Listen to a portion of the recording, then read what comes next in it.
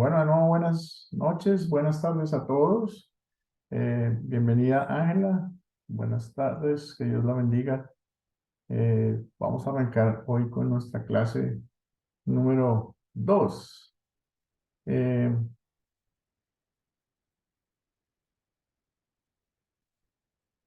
Entonces, esta es la clase 2 de 10 clases que comprenden este curso y vamos a estar buscando la verdad.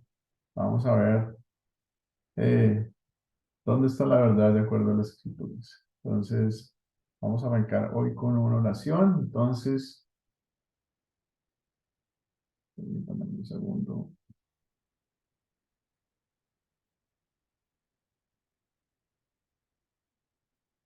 Querido Padre Celestial, la historia nos enseña que la iglesia cristiana puede perder el mensaje del Evangelio de salvación plena y gratuita en Cristo. Te agradecemos por personas como Martín Lutero y otros que vinieron después de él, que trabajaron tan diligentemente y con riesgo personal y rechazo para restaurar este precioso mensaje del Evangelio. Hoy te pedimos que nos uses para proteger, preservar y promover el único mensaje que puede salvar. En nombre de Jesús oramos. Amén. Bueno, vamos a recordar una vez más un poco de las reglas de comportamiento y lo primero es pues hacer la tarea, venir preparado para poder participar en la clase. Lo segundo, ser puntual. Aunque en nuestra cultura ser puntual es normalmente un poquito después de la hora, ¿no? Ser respetuosos con las personas que nos sirven, estamos hablando de nosotros los maestros o de las personas que manejan el chat, con los compañeros de clase en particular y con el grupo de WhatsApp. Les recuerdo que tratemos de mantener el grupo libre de otra información que no sea referente a la clase, para que no nos confundamos y pensemos que no hemos visto la tarea o que la tarea no viene incompleta. Entonces, si participamos en el chat, participemos para hacer preguntas respecto a los temas de la clase. Tratemos de no enviar mensajes, a pesar de que sean muy buenos o muy relacionados con el tema espiritual, desvíen un poquito la atención del grupo y me ponen a trabajar un poquito más a mí, porque me toca recordar que las tareas, cuáles son las tareas y demás. Entonces, les agradezco pues mantener el chat del grupo básicamente enfocado en los contenidos de la clase. Entonces, seguimos. El propósito de este curso en particular, se los recuerdo, es que vamos a presentarles a ustedes todas las entidades espirituales que existen dentro del sistema de cristianismo en el día de hoy. Es claro para nosotros que Academia de Cristo, la entidad nuestra, la identidad espiritual nuestra es la luterana confesional. Y pues básicamente en resumen, lo que queremos hacer es que ustedes mismos encuentren su identidad espiritual basados únicamente en lo que la Biblia dice, en lo que la palabra de Dios dice. No tenemos intención de convencernos de que nosotros pensamos en algo en particular o creemos en algo en particular, sino nuestra misión es enseñarles lo que la Biblia dice y lo que la Biblia les comunica. Ya ustedes tomarán la decisión de qué identidad espiritual eh, seguir. Entonces, el objetivo de esta lección en particular es examinar la vida del señor Martín Lutero a la luz de la interpretación de la Biblia, cómo él definió su interpretación, comparar las diferentes maneras que se interpreta la Biblia en las diferentes identidades cristianas y hacer una lista de las equivocaciones más comunes cuando se interpreta la Biblia. Eso nos va a ayudar un poquito a entender las diferencias entre las eh, identidades espirituales que hay en estos momentos. Entonces, ¿qué método de interpretar las escrituras se desarrolló en la Iglesia Católica? ¿Qué se acuerdan ustedes de lo que vieron en el video que el pastor Henry Herrera está corriendo para la clase? ¿Qué se acuerdan? ¿Quién quiere participar? Dice, voy a, con- dice que el método, ¿verdad?, que tenía la Iglesia Católica era equivocado, primeramente. Y segundo, ¿verdad?, que la Iglesia adquirió, ¿verdad?, adquirió poder, riqueza, poder y esplendor a través de muchos siglos, Ujú, pero no se caracterizó con el mensaje del Evangelio caracterizado en la iglesia primitiva evangélica. ujú. Ok. ¿Está ahí? Muchas gracias, Leonardo. Sí, en parte es correcto. La Iglesia Católica durante más de 1500 años se benefició de ser la única opción cristiana que existía, pero debido a sus desviaciones en cuanto a lo que la palabra de Dios dice, pues eh, generó una serie de desviaciones que vamos a ver hoy, vamos a entender hoy, vamos a ver qué históricamente sucedió. Eh, ¿Me escucha? Me dice Alexis que no se escucha. ¿Ustedes me escuchan bien? Sí, pastor, se lo Ok, escucho bien. Gracias. vamos aquí. Buenas noches, César. También entró, creo que Alexis entró. Isidro entró, bienvenido. Jerónimo, bienvenido. Eh, Pastor, buenas noches, Dios le bendiga. buenas noches. Viendo la palabra. Noche, pastor. Buenas noches a todos. Ok, entonces sigamos. Efectivamente, la Iglesia Católica, entonces, lo primero y más importante que la Iglesia Católica hizo fue partir de la base que los sucesores de los apóstoles eran básicamente los dueños de la verdad, ¿sí? La confianza en las enseñanzas orales de los apóstoles como en las escrituras. Eh, eh, Básicamente, después de los apóstoles, lo que sucedió que los líderes de la iglesia comenzaron a confiar tanto en las escrituras como en enseñanzas orales de los apóstoles. Ellos se habían transmitido como guías espirituales. Esas enseñanzas orales se conocieron como tradición sagrada, ¿sí?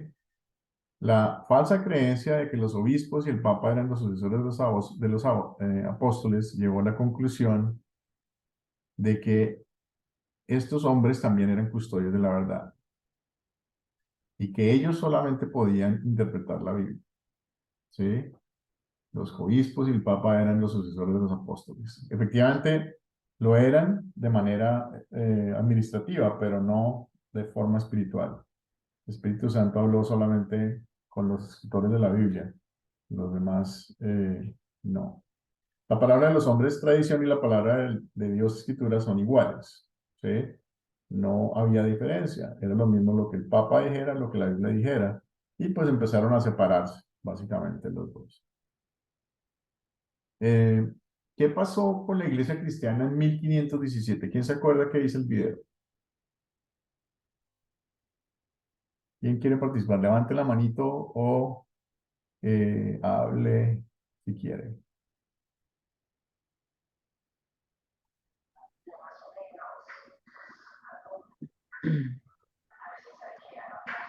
Leonardo, ¿usted puede escuchar? ¿Me está diciendo que no puede escuchar? Pastor, Sí, dígame. eh, ¿qué pasó en la iglesia 1517? Dijo, ¿verdad? Sí, señor, esa es la pregunta. Ajá. Bueno, según la historia o según la tarea, lo que estuvimos escuchando, pasó de que un monje llamado Martín Lutero redescubrió el mensaje del Evangelio después de estudiarlo muchos años y Ujú, descubrió que no solo por obras, sino que por la fe en Cristo Jesús podía ser salvo, ujú. porque la creencia de la Iglesia Católica Romana, solo por obras se podía ser salvo.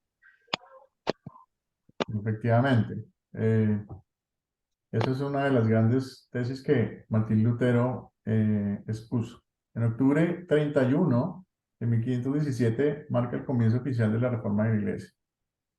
Los esfuerzos de Martín Lutero, el mensaje del Evangelio enterrado ante las escrituras, que durante varios siglos se había olvidado y que había sido enterrado por la Iglesia Católica, fue redescubierto. O sea, Martín Lutero no se inventó algo nuevo.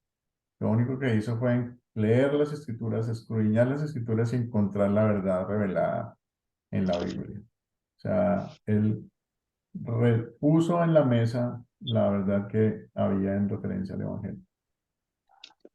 Por primera vez en más de 1000 años, había una opción para la Iglesia Católica.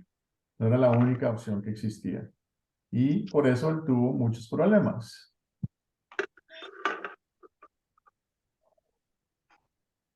¿Cuáles fueron las principales reformas que hizo Martín Lutero? ¿Quién me puede decir o dar un ejemplo?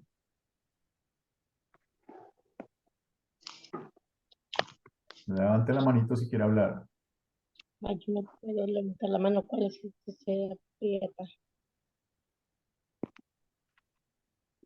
Alexis, Ah, buenas tardes, profesor. buenas tardes. Tenía problemas con el audio y me llegó, Sí. gracias a Dios. Qué bueno, gracias a Dios que le llegó. Bueno, profesor, tengo aquí lo siguiente, ¿no? El principal reforma hecha por Martín Lutero. Dice, se propone a retomar el espíritu original del cristianismo del que el catolicismo se había apartado, Ujú. que considera que solo a través de las sagradas escrituras se puede comprender la verdad de Dios. Insta a la traducción de la Biblia a diferentes idiomas ya a su y a su lectura. Ujú. De interpretación los clérigos y creyentes. También sostiene que la fe es el único camino de salvación de las almas. Ujú. La urgencia y los perdones que otorgaban los sacerdotes no tenían el respaldo del poder divino. Denunció la corrupción, el comportamiento de muchos sacerdotes católicos y resaltó la importancia del bautismo y la Eucaristía, eliminándose el resto de los sacramentos. Eso tengo. Muy bien, sí, se hizo una investigación completa. Muy bien, también aquí dice Leonardo en el chat, dice el perdón de los pecados por la gracia de Dios, recibidos por la fe y no por obras. Muy interesante. Lo primero y más importante que hizo Martín Lutero fue el redescubrimiento del mensaje del Evangelio del perdón completo y gratuito en Cristo. Eso fue lo más importante que él descubrió en las Escrituras. Fue lo que más relevante hizo su diferencia en lo que él presentó. Hacemos buenas obras no para ser salvados, sino porque hemos sido salvados. O sea, si hacemos cosas buenas, nosotros no es porque estamos pagando el precio del cielo, es porque estamos pagando, estamos agradecidos de la salvación que nos han dado inmerecidamente. Y por esa misma medida nuestro corazón se mueve a hacer cosas buenas. Lutero prescindió de las doctrinas que se provenían de la tradición de la Iglesia católica. Las escrituras eran la única fuente de doctrina y práctica. O sea, él lo que hizo fue, regresemos a la iglesia primitiva, regresemos a las escrituras exclusivamente. Toda la doctrina creada por los hombres, apartémosla porque no es bíblica, no cumple con lo que la Biblia dice, no está en las escrituras. Eso fue básicamente otra importante diferencia entre lo que él decía y la iglesia católica decía. ¿Cuáles fueron las reformas que hizo Martín Lutero? La Biblia debería interpretarse a sí misma. Los pasajes bíblicos deben verse en su contexto y los pocos claros deben interpretarse en base a los pasajes claros que hablan de la misma enseñanza. Básicamente, mucha gente pretende explicar lo que no está explicado en la Biblia con sus propias palabras o con su propia inteligencia. Y lo que Martín Lutero decía es, la Biblia es suficientemente poderosa que si yo encuentro un versículo que no entiendo bien, voy a encontrar un segundo versículo donde Dios se revela claramente hacia mí. Y la verdad está toda revelada en la Biblia. Hay enseñanzas que trascienden nuestra comprensión humana. La razón humana debe evitar ser más grande que las escrituras, no al revés. Nosotros debemos supeditar nuestra inteligencia a las escrituras. Un ejemplo clásico de esto puede ser el misterio de la Santísima Trinidad. 3 personas, un solo Dios verdadero. ¿A quién le cabe eso en la cabeza? muy difícil de entender, muy complicado. La única forma de creerlo es a través de la fe. Entonces, ahí estamos supeditando nuestra inteligencia a lo que las escrituras están diciendo. ¿Alguna pregunta está ahí? Levanten la manito si tienen preguntas. ¿Qué nos puede decir sobre Zwingo y Calvino? ¿Qué decía el video?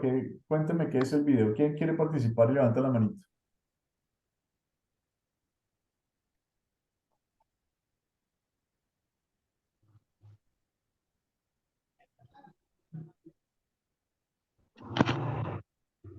Leonardo, ¿quieres participar?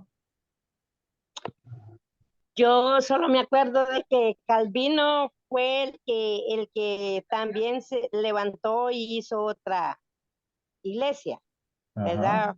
Junto con Fue otro reformador. Fue otro reformador.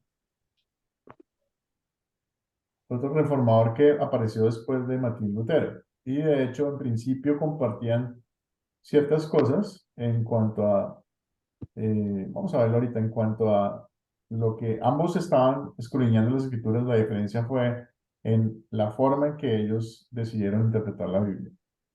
Entonces, ¿qué podemos decir sobre Zwingo y Calvino? Zwingo era suizo y Calvino era francés. Ambos eran contemporáneos de Martín Lutero y fueron reformadores los fundadores de la Iglesia Reformada Protestante. Segundo aquí. El tema era que Zwingo era un humanista. Y un humanista es una persona que ve las cosas desde el punto de vista humano y el ser humano es más importante que cualquier cosa. Y Calvino era un abogado. Ambos pusieron mucho énfasis en la lógica humana. Donde no había claridad en la Biblia, ellos ponían la lógica humana. Y ahí es donde las diferencias más importantes se dieron. De acuerdo con gran parte de la teología luterana, pero hubo muchas diferencias. Y esas diferencias básicamente fueron el énfasis en la lógica, que básicamente hacía afectar la comprensión del bautismo, la Santa Cena, la doctrina de la elección, el papel del hombre en la conversión. La lógica, lo único que hizo en la iglesia que ellos armaron fue decir, el hombre tiene parte en su salvación. El hombre tiene parte porque yo no puedo bautizar a un bebé, sino solamente bautizar a un adulto que puede decidir recibir la fe, ¿sí? O puedo decir, yo elijo ser salvado por Dios, cuando en realidad la Biblia dice que somos muertos, que no podemos hacer nada, que nada depende de nosotros. Y eso es lo que la Escritura dice. Somos salvados por Dios, su obra y su misericordia y su gracia hacia nosotros, no porque nosotros decidamos ser salvos, simplemente estamos muertos y no vamos a poder hacerlo nosotros mismos. Entonces, eso es una gran diferencia que tiene que ver con esa visión lógica en lugar de una visión bíblica de la palabra de Dios. Daniel, bienvenido. Buenas noches. O tardes. Sigamos. Zwingo especialmente fue el más radical. Zwingo llegó al punto en que él, si era católico, no sirve. No importa que sea bíblico. La diferencia entre Zwingo y Lutero era que Lutero básicamente examinaba las cosas que estaban con base en la Biblia. Luego, por ejemplo, el bautismo que profesa la religión católica es un bautismo bíblico establecido por Dios y cumple los requisitos que la Biblia establece. Entonces, Martín Lutero aceptó el bautismo católico como el bautismo, el sagrado bautismo que nosotros hacemos. Entonces, nosotros los luteranos no estamos en contra de la Iglesia Católica, no estamos en contra de la Iglesia Protestante, estamos en la búsqueda de que las cosas tengan sentido bíblico porque están en la Biblia definidas de esa manera. Y eso es básicamente lo importante. Lutero rechazó solo aquellas cosas, como ya le decía, que no se encontraban en la Biblia, que no eran bíblicas, ¿sí? Como que el Papa tiene la verdad revelada sobre la Biblia y es capaz de cambiar la Biblia. Vamos a ver un poquito de la vida de Martín Lutero porque es interesante cómo siendo una persona normal, llegó y viviendo cosas como las que nosotros podemos vivir, que yo puedo decir que es así, llegó a hacer lo que hizo. Entonces, Martín Lutero vivió del año 1483 al año 1546. En esa época medieval la gente no duraba mucho realmente, había muchas enfermedades y se morían rápido. Lutero nació el 10 de noviembre de 1483 en la ciudad de Eisenach, Alemania. Su papá era Hans Luther y era un minero, y con el tiempo se convirtió en un maestro de las aleaciones y era una persona que no era alienada, pero era acomodada. Y él quería que su hijo Martín Lutero se convirtiera en abogado. Luego Martín Lutero empezó a estudiar derecho a instancias de su padre. En 1505 tuvo una experiencia casi que él sintió que iba a morir en una tormenta eléctrica y él le prometió a Dios convertirse en un monje. Él terminó sus estudios de derecho y cumpliendo su voto se convirtió en un monje agustino recoleto en la ciudad de Erfurt. Y eso básicamente entristeció mucho a su padre porque él esperaba que su hijo fuera un abogado y no un sacerdote. Más tarde, Martín Lutero fue ordenado como sacerdote católico, a pesar de la estricta piedad que hay en el monasterio. Martín Lutero escribía en sus apartes que él no encontraba la paz. No sabía qué era tener paz con Dios. Empezó a darse cuenta que por mucho quisiera, por mucho que tratara de hacer, no podía salvarse. No era manera de que pudiera cumplir con las reglas que estaban en la ley de Dios y hacerlo feliz a este Dios justo. Un superior de él decidió mandarlo para la Universidad de Wittenberg a que enseñara Biblia y a estudiar un poco más sobre la teología y volverse un doctor en teología. Eso básicamente le compró a él, este superior básicamente vio su curiosidad por la escritura y lo que le concedió fue ir a estudiar más y escudriñar mucho más la Biblia. Él asumió el puesto en la Universidad de Wittenberg como profesor de Biblia en Alemania. Fue ahí cuando Lutero empezó a encontrar la paz. ¿Y cuál es el mensaje básico? Lo único especial que hizo Lutero fue leer y escudriñar las escrituras. Veo que Daniel tiene la manito levantada. ¿Tienes una pregunta?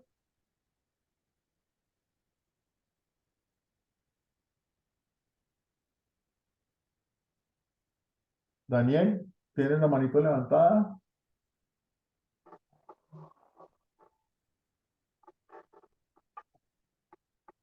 Bueno, aquí yo veo que hay una pregunta de César. ¿Por qué algunas iglesias bautizan grandes y no en bebé? ¿Cuáles son los pasajes bíblicos?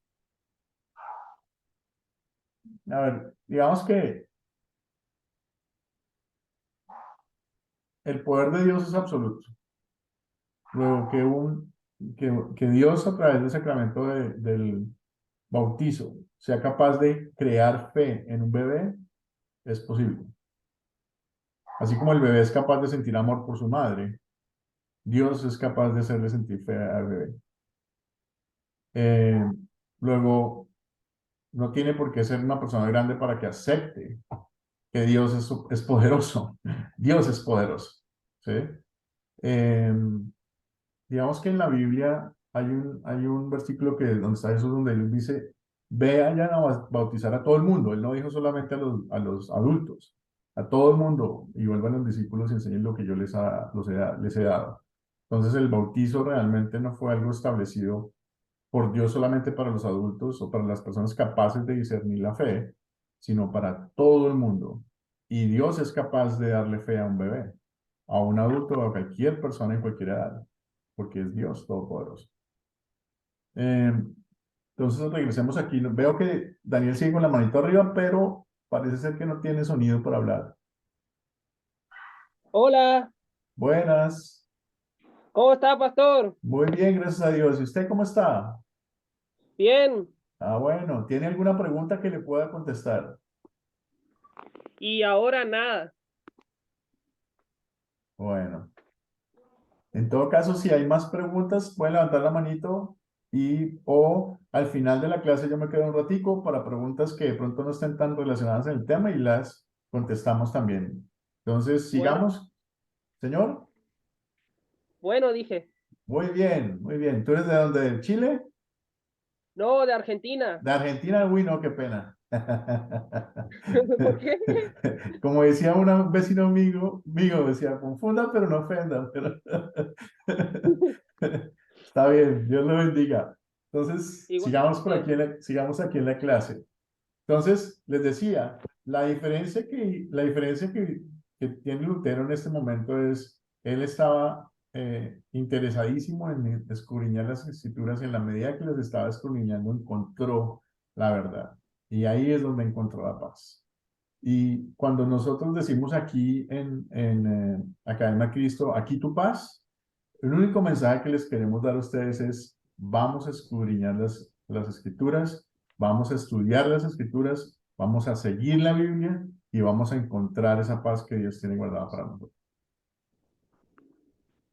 Ah, mientras Lutero estudiaba los Salmos y la carta a Pablo, Romanos, encontró un gran consuelo en la verdad bíblica, que era básicamente la obra de Jesucristo. La justicia de Dios fue satisfecha en esa justificación y Dios lo declaró libre, no culpable. Y por eso, por fe y no por obras, es que nos salvamos. Al estudiar la Biblia también aprendió que la justicia de Dios, que tanto lo había perturbado, él sufrió mucho durante su vida, él incluso se golpeaba porque sentía que no era digno de estar en la presencia de Dios. Y todo eso, básicamente, requirió por el sufrimiento. Él aprendió la fe de la Iglesia Católica. eh, donde tienes que hacer cosas para salvarte y no son suficientes. Eh, y básicamente eso es lo que él encontró en la Biblia, ¿sí? Esa justicia perfecta que Dios nos da a través de Jesús y que exige de nosotros que seamos perfectos, pero solo Jesucristo puede lograrlo a través de su muerte inocente que nos da la gracia por la cual nos salvamos. En 1521, Lutero fue convocado a una reunión en Worms. Lo llamaron, le dijeron, va a tener que estar enfrente a los obispos, al rey y a la corte del rey para sustentar sus escrituras. Y eso es lo que él pensó. Y en lugar de tener la oportunidad de defender sus escritos, se encontró con que el Papa lo había mandado retractarse de todo eso que él decía.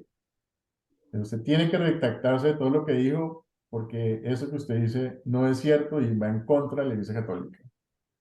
Él se negó y pues fue excomulgado, básicamente al tiempo. Él temiendo por su vida y sus amigos temiendo por su vida lo escondieron en un castillo, en el castillo de Waterburg.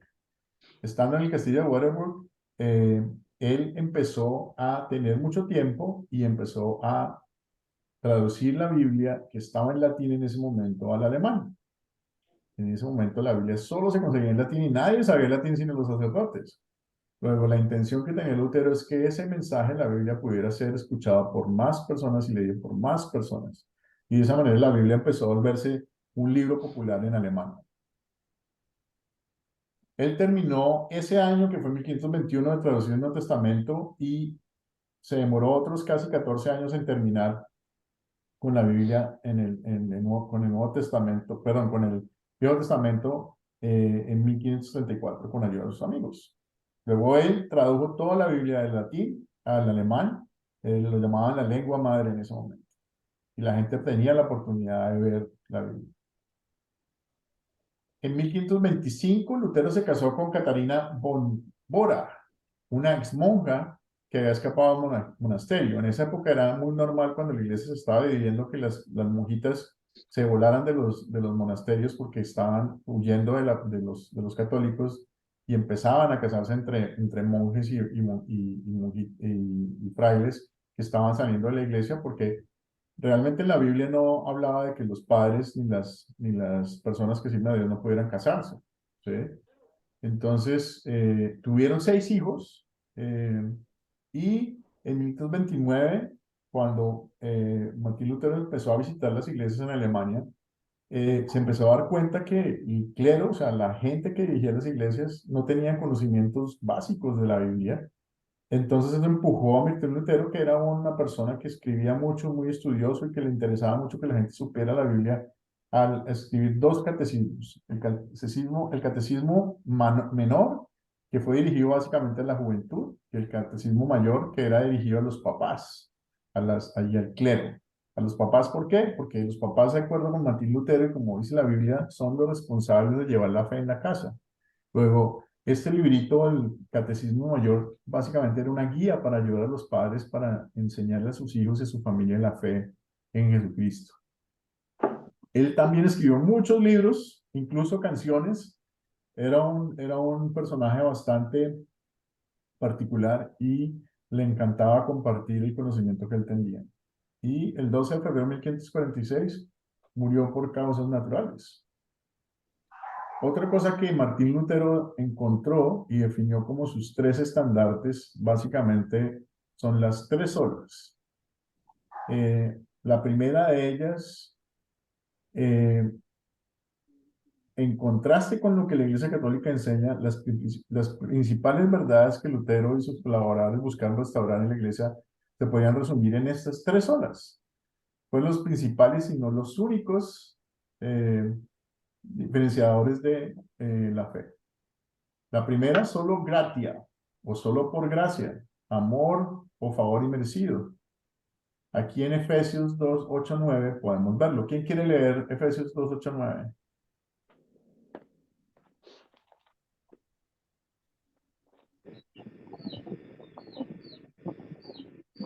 Jerónimo, ¿quieres leer? Bien, pastor. Efesios capítulo 2, versículos 8 y 9 dice así. Ciertamente la gracia de Dios los ha salvado por medio de la fe. Esta no nació de usted, sino fue don de Dios. Y es resultado de la obra para que nadie se vanaglorie. Exacto. Muchas gracias, Jerónimo. Este pasaje bíblico nos dice básicamente que nosotros no hacemos absolutamente nada, es algo que nos están dando, es un favor que es por gracia de Dios que nos regala esa fe. ¿Ok? Luego, Martín Lutero decía, solo por gracia, el amor inmerecido de Dios, solo por la fe que me regala esa gracia, es que yo me puedo salvar de forma plena y gratuita. Y solo por la escritura o escritura, porque todas las enseñanzas se derivan solamente de la Biblia, es que yo puedo salvar. Entonces son las tres solas. La sola gratia, sola fide y sola escritura. Sola gracia, sola por fe y solo por las escrituras. Son las tres grandes solas de la fe luterana. No hay involucrado en estas tres solas ningún ser humano. Nadie tiene autoridad en la tierra para definir absolutamente nada encima de las escrituras. Eso nos hace diferentes a todas las otras religiones o identidades espirituales que pretenden o que hablan de involucramiento lógico o humano de alguien en referencia a Dios. Ok, la diferencia en interpretación. ¿Cuál es la autoridad?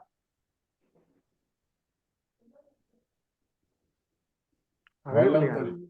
¿Señor? La Biblia es la máxima autoridad según Lutero, ¿no? Exacto.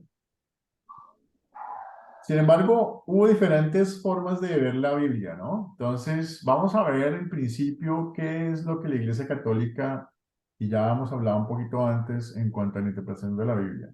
Entonces, la igualdad en las escrituras y con la sagrada tradición, es decir, que la Biblia católica dice, voy a leerlo. Como hemos visto, la práctica histórica de la Iglesia Católica ha sido por dar igual peso a las escrituras como a la sagrada tradición. Los obispos en los concilios y el Papa han declarado oficialmente. Esta práctica fue reafirmada como dogma, algo para creer por fe, de la Iglesia del Concilio Vaticano II en 1965, que declaró: es evidente Por tanto, que la Sagrada Tradición, la Sagrada Escritura y el magisterio de la Iglesia están entrelazados, unidos de tal forma que no tiene consistencia el uno sin el otro, y que juntos, cada uno a su modo, bajo la acción del Espíritu Santo, contribuyen eficazmente a la salvación de las almas. ¿Ven? Ellos mezclaron completamente la acción humana con la acción divina, y esa es básicamente la forma de interpretación de la Biblia. O sea que ahí el Papa puede decir y interpretar lo que dice la Biblia sin ir a la Biblia nuevamente. Pero básicamente las autoridades para determinar la verdad en la Iglesia Católica son la Escritura como tal, la tradición de la Iglesia, el magisterio de la Iglesia que esté en ese momento. Y como resultado, pues hay muchas enseñanzas de la Iglesia Católica que no son bíblicas, ¿sí? Dentro de ellas está rezar a los santos, dentro de ellas está la Virgen María y otras enseñanzas más. El purgatorio, que son enseñanzas creadas por los líderes de la Iglesia Católica. En muchas iglesias protestantes, ¿cuál es la autoridad en la interpretación de la Biblia? Históricamente, ¿cuál fue la diferencia entre Lutero, Calvino, Zwinglio interpretando las escrituras? ¿Ustedes se acuerdan?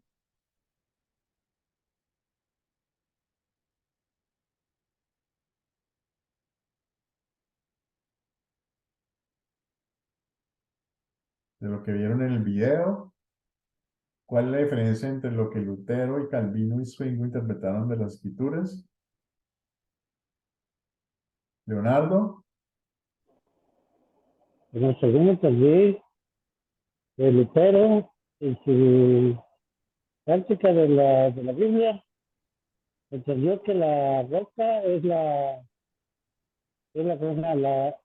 Cristo, que lo fundamentamos en Cristo, Cristo es nuestra salvación. Y Calvino y el alemán, creo, interpretaron que las escrituras son las que representan nuestra salvación. O sea, la Biblia, está basada en la Biblia, pero Lutero está basado en Cristo. Sí, digamos que muchas iglesias protestantes afirman que solo la escritura es su autoridad, pero en la práctica lo que hacen es que ajustan la Biblia a la razón o lógica humana. ¿Sí? Entonces es simpático porque algunas de ellas incluso no aceptan cosas por ser ilógicas, pero otras sí las aceptan a pesar de que son ilógicas. Una de ellas, por ejemplo, la Santísima Trinidad. La Iglesia Protestante acepta la Santísima Trinidad, pero no acepta, por ejemplo, que el bautismo sea aplicado a los menores o a los bebés. Solamente que el bautismo sea aplicado a, eh, a personas mayores. Porque la lógica es que un bebé no puede aceptar a Jesús. Y esa filosofía o teología de la aceptación no está en la Biblia, porque nosotros por la Biblia somos muertos, no podemos hacer absolutamente nada. En cambio, en la lógica de ellos, el hombre puede hacer algo porque está vivo, ¿sí? Entonces, es ilógico, básicamente, la interpretación. Ahí está un ejemplo de esto, ya les decía, un ejemplo de esto es la elección. La Biblia enseña que antes de la creación del mundo Dios, solo por gracia, escogió a los que serían salvos y los predestinó para la salvación. Veamos eso en Efesios 1, 4, 8. ¿Quién quiere leer Efesios 1, 4, 8?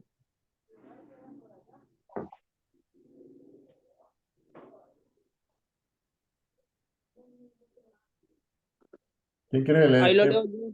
Ok. Ahí lo leo yo. A ver. Dice, en él Dios nos escogió de la fundación del mundo para que su presencia seamos santos e intachables. Por amor nos predestinó para que por medio de Jesucristo fuéramos adoptados como hijos suyos, según el beneplácito de su voluntad, para alabanza de la gloria de su gracia, con la cual hizo aceptos en el amado. En él tenemos la redención por medio de su sangre, el perdón de los pecados, según las riquezas de su gracia, la cual desbordó sobre... Ay, no alcanza a leer ahí. Sobre nosotros y toda la sabiduría y entendimiento. Ahí está. Gracias. No, gracias a usted, muy amable. Muchas iglesias protestantes usan la razón para sacar esta conclusión lógica de este versículo. Dice, si Dios predestinó a algunos para su salvación, también debe haber predestinado a los demás para su condenación. Si Dios dijo, bueno, usted está predestinado, entonces tuvo que haber definido quién no estaba predestinado.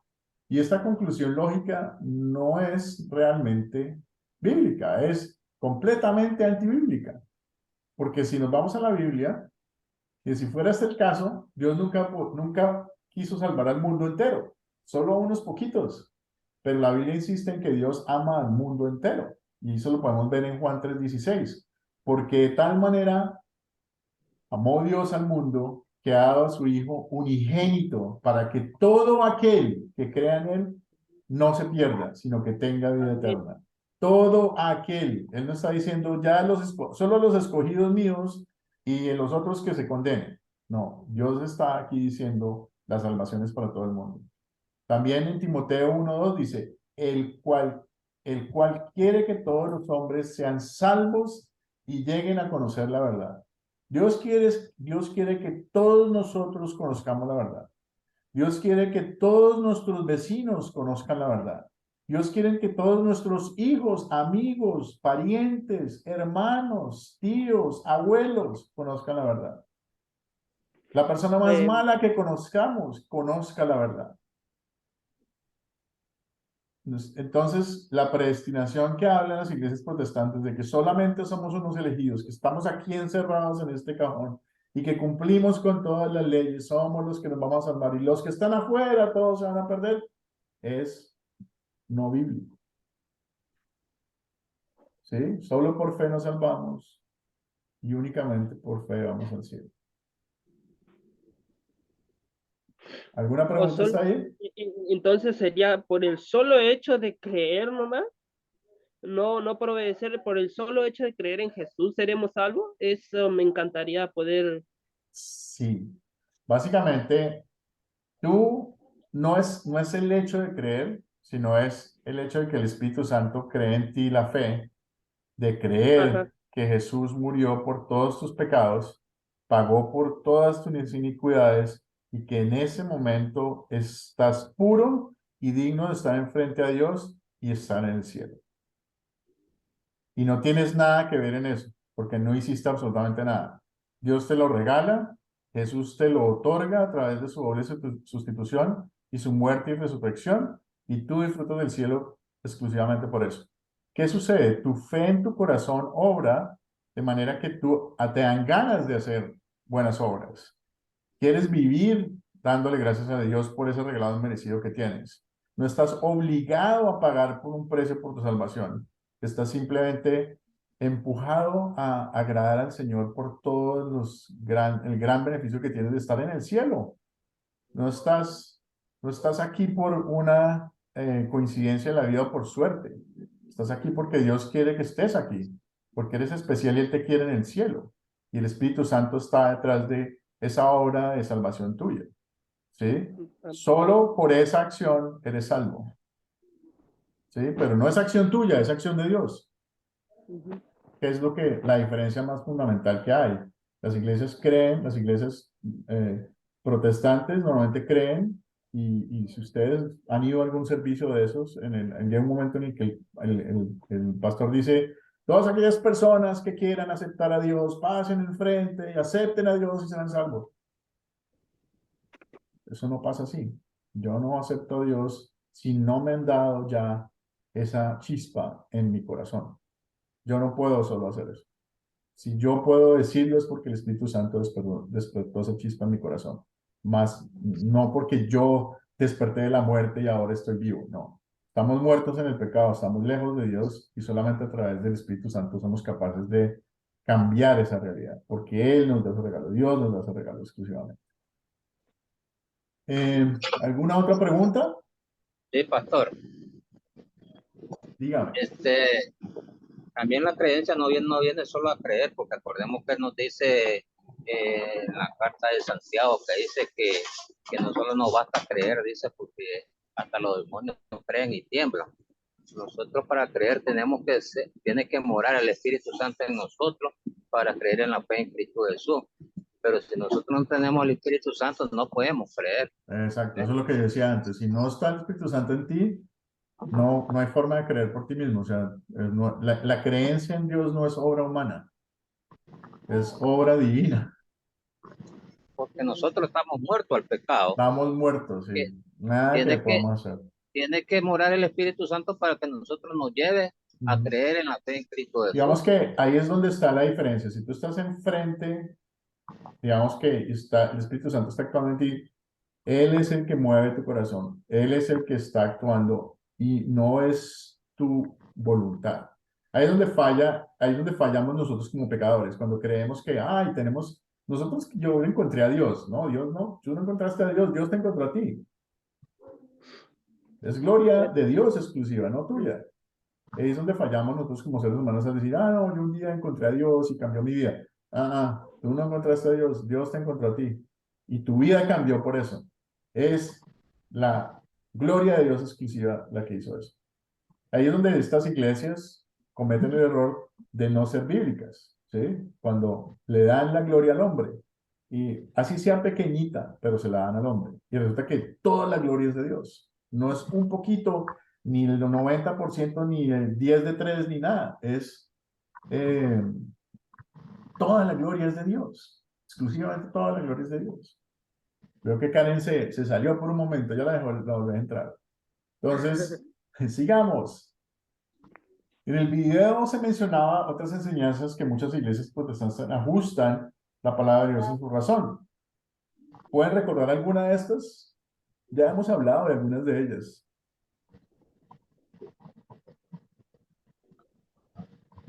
Y más o menos yo ahí no me puedo acordar. Creo que una es la Pentecostés. ¿O no? Digamos que por ejemplo, hay iglesias que hablan del doble bautismo, que el bautismo del Espíritu Santo, el bautismo del agua, y digamos que inventan un segundo bautismo como tal, pero que no está en la Biblia, ¿sí? Digamos que la Biblia habla digamos que el sacramento como tal. Hay muchos ejemplos que podríamos mirar de esto. El del bautismo es uno, el de la decisión humana de creer en Dios es otro, digamos que el pretender que cumpliendo la ley entonces me salvo es otro. O sea, hay varios que podemos mirar. Vamos a entrar, digamos que en materia un poquito de eso, y durante este curso la intención es que ustedes entiendan esas diferencias para que ustedes mismos hagan su decisión, para que ustedes tomen su decisión. La Iglesia Luterana y Academia de Cristo, que somos nosotros, ¿cuál es la autoridad? La autoridad que tenemos, las escrituras son la única fuente y autoridad de la doctrina y de la práctica. Cualquier cosa que nosotros digamos es porque está en la Biblia. Es porque la podemos respaldar con la Biblia y la Biblia puede explicarlo. ¿Sí? Martín Lutero enseñó que las escrituras eran la única fuente de autoridad de doctrina práctica. Dijo que la Biblia debería interpretarse en sí misma, es decir, los pasajes bíblicos deben interpretarse en su contexto. Los pasajes bíblicos poco claros deben interpretarse en base a pasajes claros que hablan de la misma enseñanza. De esta manera, el mismo Dios, a través de su palabra, está explicando e interpretando esa misma palabra. No podemos estar seguros y podemos estar seguros de que la interpretación es correcta, ¿sí? Por eso lo hacemos. Veo que Daniel tiene la manito arriba, ¿no la bajaba de antes o quiere hablar en estos momentos? No, no sé muy bien cómo se maneja esto. Bueno, entonces voy a bajar la Recién- manito por su merced. Ahí ya la bajé. Ahí está, Listo. muchas gracias. No, señor, con mucho gusto. Entonces, ya decía yo, la Biblia debe interpretarse a sí misma, o sea, no vamos a ir a buscar otra fuente de inspiración ni explicación, vamos a buscar nuevamente la Biblia. Si hay un versículo, como ya le dije antes, que no es claro, vamos a buscar otro que sea más claro hasta que encontremos. Las enseñanzas que trascienden la comprensión humana, como es el caso, como es en el caso de la razón humana, debe estar subordinada a las escrituras y no al revés. O sea, si hay algo que nosotros no entendamos, no vamos a darle la palabra a la inteligencia humana, sino vamos a decir, es lo que Dios quiere y vamos a creerlo por fe. Como el misterio de la Santísima Trinidad. Ese es un ejemplo muy claro, donde realmente no hay manera que yo lo pueda explicar de una forma humanamente creíble, pero es verdad porque Dios lo ha dicho y creemos en fe que es así. Entonces le damos a Dios su puesto y Dios es el que inspira esa enseñanza, no más. Luego, de esta manera es que nosotros en la Cadena de Cristo queremos interpretar la Biblia, escudriñando la Biblia por sí misma. No vamos a, de ninguna manera, tratar de enseñarles y presentarles algo que no está en la Biblia. Y si vamos a querer explicarles alguna cosa, vamos a sustentarlo con algún pasaje de la Biblia.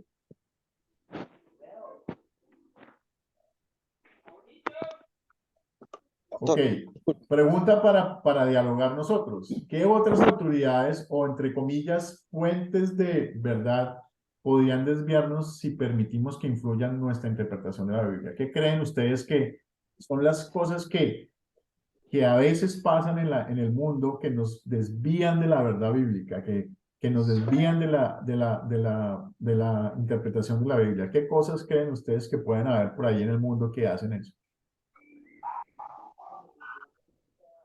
Y en una de las ocasiones que a mí me pasó por lo menos fue cuando yo tengo un compañero de colegio que me compartió un versículo bíblico y decía de tal manera y bueno, la cuestión es que después con el tiempo mi mente se fue yendo para otro lado y después otro.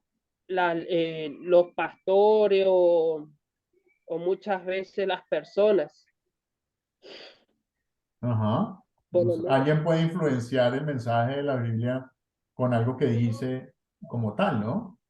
Entonces, vamos a estudiar un poquito de las clasificaciones que vemos nosotros en estos peligros que hay, de esas fuentes de verdad, que entre comillas fuentes de verdad, y cuando hago entre comillas es porque no son de verdad, ¿sí? Podrían desviarnos de una correcta interpretación de la Biblia. Entonces, la primera de todas es la revelación directa o continua. ¿Esto qué es? Ustedes no han escuchado eso de que esta es la idea de que Dios no solo habla en su palabra, sino que continúa hablándonos, ya sea a través de sueños, soñé con Dios, tuve una visión de Dios, o esta es la voz de Dios hablando, o señales milagrosas en la iglesia, etcétera. Eso es básicamente algo que Dios no dice que es posible, pero Dios nos dice que su palabra es completa, suficiente para nuestra fe y nuestra vida. En la Biblia está diciendo, yo ya les dije todo lo que tenían que decirles y está aquí en esta palabra. O cualquier cosa adicional no es de mí. Y lo advierte en varias zonas del Evangelio, donde dice, van a aparecer muchos profetas mentirosos que van a hacer señales, que van a decir cosas que parecen ciertas y no son. ¿Sí? La revelación directa continua no es algo que sea posible porque Dios ya dio todo su mensaje en la Biblia. Todo está en la Biblia, todo lo que queremos saber y saber está ahí. Y en el Timoteo 2 de Timoteo 3, 16, 17 dice, toda la escritura es inspirada por Dios y útil para enseñar, para regañar, para corregir, para instruir en justicia, a fin de que en el hombre de Dios sea perfecto, enteramente preparado para toda obra nueva. ¿Okay? Todo lo que está en la Biblia sirve para... No necesitamos más revelaciones de él. De hecho, advierte que contra cualquiera que agregue nada a la Biblia, agregue algo a la Biblia dice en Deuteronomio 4:2, no añadan ni quiten una sola palabra de lo que yo les he mandado, sino cumplan los mandamientos del Señor su Dios, que yo les ordeno observar. En Apocalipsis dice, 22, 18, 19, yo le advierto a todo aquel que oiga las palabras proféticas de este libro, que a quien añada algo a estas cosas, Dios le añadirá las plagas que están descritas en este libro. Y a quien quite algo de las palabras de este libro profético, Dios le quitará su parte del árbol de la vida y de la santa ciudad y de lo que está escrito en este libro. O sea, Dios está diciendo en la Biblia que su mensaje es completo, que no se puede añadir nada y que no se le puede quitar nada. Entonces, Señal mala. ¿Perdone? Leonarda, dígame.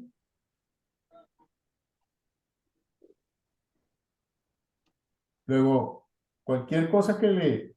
¿Aló? ¿Me escuchan? Sí. Ok. Entonces, cualquier cosa que le queramos añadir está fuera, no es bíblico, luego Dios lo condena. Y cualquier cosa que queremos quitarle porque no nos conviene, también no es bíblico, Dios condena esa acción. La otra fuente que la gente, fuente de verdad que la gente utiliza son las presuposiciones falsas. Esas son como cosas, entonces algunos interpretan la Biblia a la luz de lo que han aprendido acerca de Dios, de su iglesia, de los padres, por ejemplo, sin darse cuenta de que lo que han aprendido en realidad está mal, ¿sí? Cuando esto sucede, la Biblia puede verse obligada a ajustarse a ciertas presuposiciones. En cambio, nuestras presuposiciones, como todos los demás, deben estar sujetas a lo que Dios dice en su palabra. Eso pueden ser cosas como creencias en santos, en novenas, en cosas que yo aprendí desde pequeño porque mi mamá enseñó, pero realmente no son bíblicas, realmente no están en la Biblia. Entonces son cosas que la cultura o la humanidad ha inventado, además de las que ya inventó la iglesia, ¿sí? Luego esas son cosas que a mí me pueden afectar en lo que la Biblia dice como tal. Si yo tengo una fe infinita en un santo, eso va a afectar lo que la Biblia dice, porque no está en la Biblia, ¿no? Entonces, esa presuposición puede afectar mi visión referente a la interpretación de la Biblia. Otra fuente es el camino del mundo, o sea, el mundo, lo que está afuera. El mundo incrédulo que nos rodea constantemente, que proclama verdades que no son verdades, como por ejemplo la evolución, ¿sí?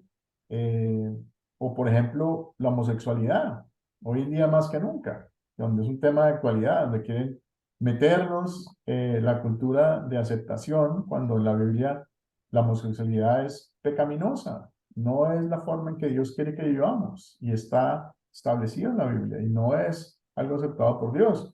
Pero hoy en día el mundo quiere que eso sea una verdad aceptada y está empujando para que sea así. Entonces, eso afecta la interpretación de la Biblia, porque si yo creo lo que el mundo dice y veo la Biblia, voy a decir, oh, no, pero es que la Biblia está mal. Aquí el hombre con su moda o con sus culturas va por encima de la Biblia. Ahí es donde está el ejemplo clásico. Lo que dice el mundo es en contra de lo que dice la Biblia. Luego, yo como cristiano, ¿qué debo hacer? Yo como cristiano no debo creer al mundo, debo volver a la Biblia y mirar qué dice la Biblia en referencia y cruzar esa información y decir, ah, la verdad es esta. La verdad es mi Biblia, la palabra de Dios revelada, que dice y me guía en esta situación. Muchos de nosotros vamos a caer víctimas muy seguramente de esas corrientes culturales donde nos van a señalar, donde nos van a apartar. Pero bueno, eso mismo pasó con Jesús también.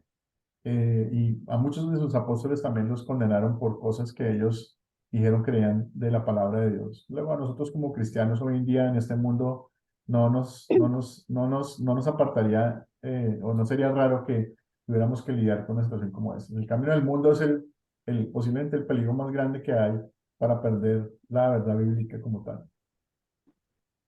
Otro, digamos que ahí lamentablemente, ya se los decía, esta corriente del mundo puede influir en cómo se interpretan las escrituras. Hay iglesias que con base en la nueva ola de LGTB, pues han cambiado por completo lo que la Biblia dice para adaptarse a esa nueva realidad. Pero, vuelvo y juega, si ustedes vuelven a la Biblia y regresamos a la Biblia, encontramos que no es Biblia. Hermano, Señora. fíjese que lo que usted está diciendo, yo lo comprobé como yo estaba, ¿verdad? Buscando estudio bíblico. Y entonces me metí a una página ahí donde decía, ¿verdad? Que había un estudio bíblico. Quien quería estudiar, pues yo me apunté. Y lo primero que me mandaron fue a que me decían que cómo creía yo que iba a venir Jesús. Y entonces yo les dije, ¿verdad? Que en Tesalonicense. Y les dije el capítulo, pues dijeron ellos que no, que Jesús iba a venir en carne y que tenía que venir y morir, ser despreciado y maltratado, y para que la gente lo miraran y que la gente iba a lamentar todo lo que le iban a hacer a Jesús. O sea, no ha Entonces yo venido todavía, entonces. sí, y entonces le dije yo, ¿verdad? ¿Y cómo es entonces? Dígame en qué doctrina están, porque yo he leído la Biblia y la Biblia me dice que Jesús ya está al lado del Padre, les dije yo, y que va a venir en las nubes a traer, le dije yo, a su pueblo, a todo aquel que le ha servido aquí a él, le dije yo. Y ahí nomás ellos, me dijeron que yo estaba equivocada porque Jesús iba a aparecer como una persona normal. Entonces les dije yo, no, yo y le receté otro, me puse a la Biblia y ya encontré los versículos y les puse, ¿verdad? Donde Jesús, donde San Juan 3:16, ¿verdad? Y, y me dijeron que no, que todavía estaba así. Les digo yo, pues Imagínese están eso. equivocados. Y Imagínese me eso. dijeron que no, que ya no podía estar yo allí. Entonces, no, tampoco yo puedo aceptar esa doctrina, esa enseñanza, sí les dije yo. Y nosotros incluso como luteranos, por lo menos, cualquier enseñanza que nosotros recibimos, hay un grupo conocido en la Biblia como los No, veranos pues a que, mí ahorita estoy aquí estudiando con ustedes y considero, ¿verdad? Que según lo que estoy mirando y según lo que yo he escudriñado en la palabra, pues estamos en la verdad. muy bien, muy bien. Muchas gracias, Leonardo, por tu participación. Muy Sí. enriquecedora. Entonces, sigamos con la clase. Hoy estamos un poquito atrasados, veo yo. Pero bueno, vamos a ver cómo nos adelantamos. Otra cosa que pasa, que es una fuente de verdad, No es se el tema... escucha. Aló, ¿me escuchas? La señal como que está mala. ¿Ahí me escucha? Aló, ¿ahí me escucha? Sí, Aló, sí, ¿sí? sí, sí. Ok. Entonces, sigamos. Decía que otra cosa que afecta, o que puede ser una fuente de verdad que afecta, es la emoción o la experiencia. ¿Cuántas personas han ido a un servicio de oración y dicen, realmente sentí la presencia de Dios en esta iglesia, lo sentí a mi lado, de verdad que puedo vibrar por lo que Él hizo? Y realmente es simpático porque Dios siempre está con nosotros. O sea, nada cambia. Y aquí lo vemos, Dios está presente, lo sentamos o no, porque Dios promete a los creyentes que estará con nosotros siempre hasta el final del mundo. Mateo 28:20 dice, enséñales a cumplir todas las cosas que les he mandado. Yo estaré con ustedes todos los días hasta el fin del mundo. Luego, siempre estamos con Dios, no es que Dios llegó y lo sentimos. Siempre hemos estado con Él. Luego, esa emoción y esa pasión es simplemente una invención humana para sentir a Dios más cerca, pero Dios siempre ha estado ahí. ¿Sí? Y las iglesias utilizan eso para hacer vibrar a la gente a veces en cosas que no son ciertas. Y esa emoción es algo que puede hacer, por ejemplo, decirle a una persona, usted no tiene fe porque usted no siente esta emoción. Usted no es salvo porque usted no vibra en la emoción que vibramos nosotros, ¿sí? Y eso no es bíblico, ¿sí? Una persona que no siente esa emoción puede ser igual de salva como nosotros que la sintamos. O sea, eso no afecta para nada. Otra cosa que puede pasar es que alguien saca un versículo de contexto. Ya lo decía antes Darwin, hizo un ejemplo. Y el diablo lo hizo con Jesús. Hoy le dijo, Jesús, citó el Salmo 91.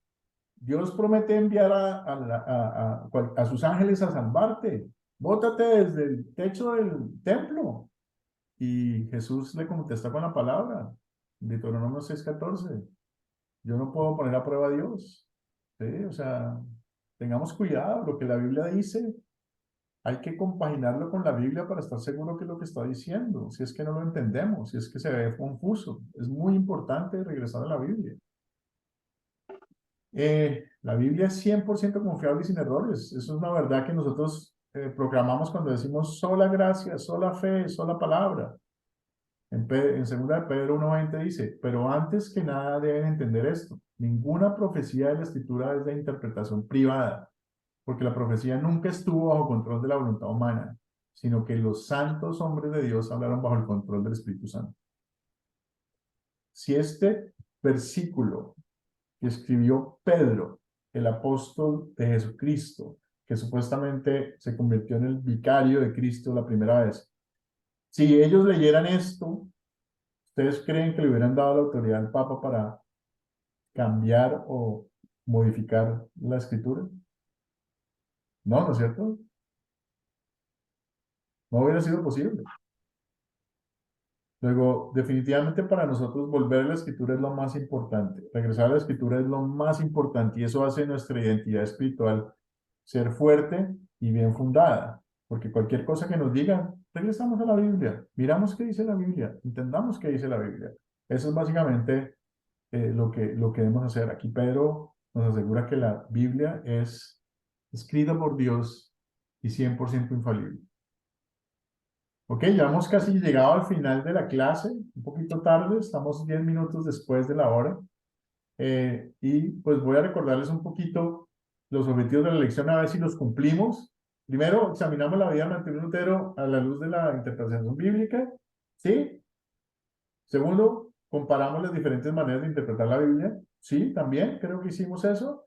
Y también hablamos de una lista de equivocaciones en la interpretación de la Biblia, o sea, cómo a veces ciertas cosas nos desvían de lo que la Biblia está diciendo y cómo eso afecta la forma en que yo puedo ver la Biblia. Pero de nuevo, lo más importante es regresar a la Biblia y ver qué es lo que nos dice. Y si no entendemos, ir a otro versículo a ver qué dice lo mismo, hasta que Dios nos muestre qué es lo que Él quiere que nosotros entendamos. ¿Hasta aquí alguna pregunta? ¿Tienen alguna inquietud? Esta clase, en otras clases que yo he dictado antes, digamos que son un poquito más interactivas. Esta clase es un poquito más como magistral, como de enseñar y los estudiantes escuchan. Pero en cualquier momento, si ustedes tienen preguntas y me quieren interrumpir o quieren que yo extienda un poquito el tema, me avisen, no hay ningún problema. Entonces, ¿alguna pregunta hasta ahora? No. Ok.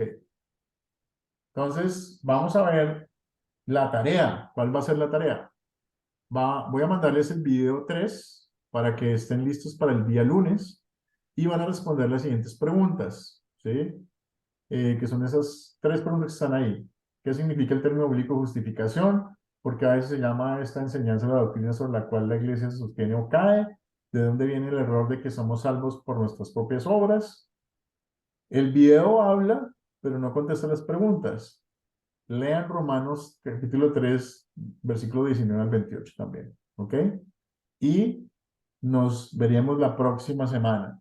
Entonces, esto es básicamente un recuerdo que sin ustedes nada de esto sería posible. Si ustedes no se inscriben, si ustedes no hicieran el app, si ustedes no se inscriben, si ustedes no se interesan por tener la clase, pues no tendríamos clases. Entonces nosotros estamos muy agradecidos por la participación y una cosa que creemos definitivamente es que esto que está pasando aquí no es una coincidencia. Esto no es un golpe de suerte. Esto es simplemente Dios actuando y poniéndonos a todos en esta misma situación donde estamos todos tratando de aprender de la palabra y queremos de alguna manera entender lo que Dios quiere para nosotros. Entonces, si no hay ninguna otra pregunta, entonces voy a pasar a cerrar con una oración, ¿ok? Amado Padre Celestial, quiero darte gracias por otra nueva clase que tuvimos. Te quiero pedir para que ilumines a todos los estudiantes que participaron de ella y a todos los que no pudieron participar de ella, darles también la oportunidad de aprender con la grabación. Te pido, Señor, específicamente porque nos ayudes a entender qué es lo que quieres de nosotros y qué identificación espiritual vamos a tener como estudiantes. Te pido, Señor, también que nos recuerdes que tu palabra está revelada en la Biblia y que solo ahí encontramos la verdad. Que solo por esa palabra encontramos el camino de salvación, que es Jesucristo, porque Él vino a morir por nosotros, a reemplazar, para limpiar nuestras almas sucias y feas, para que sean limpias en tu presencia y poder entrar al cielo. Te damos gracias, Señor, por esa gracia que tenemos, por ese regalo inmerecido que tú nos das, por las cosas que tenemos a pesar de que no las merecemos. Y te pido todo esto en nombre de tu Hijo Jesucristo, que vive y reina por los siglos de los siglos. Amén. Amén. Dios bendiga, Bueno, pastor. no, Señor, a ustedes, que Dios los bendiga. Amén. Amén. Si tienen alguna pregunta, yo me voy a quedar unos 10 minutitos aquí conectado, entonces el que se quiera quedar, pues, y hacerme la pregunta que necesite en privado, pues, o en público, con muchísimo gusto. En todo caso, muchísimas gracias. Karen, ya tomé nota de tu nombre para que te inscriban en la lista, o yo te pongo mismo en la lista, y pues Dios mediante te esperamos la próxima semana. Gracias, profesor. No, señor, con mucho Muchas gracias. gusto. Que Dios te No, bendiga. que Dios lo bendiga. Muchas gracias, hermano. Bueno. Profesor, Sí, dígame, Leonardo. sí, a ver si lo que pasa es que no es una duda, porque realmente estoy más o menos, ¿no? Pero yo quisiera más quisiera, porque una vez dije en una congregación que todos somos hijos de Dios, y el Señor me dijo, el pastor, no todos somos hijos de Dios, solamente los que estamos en la fe. ¿Está bien eso? Porque para mí todos somos hijos. Ya, todos somos hijos de Dios, sí.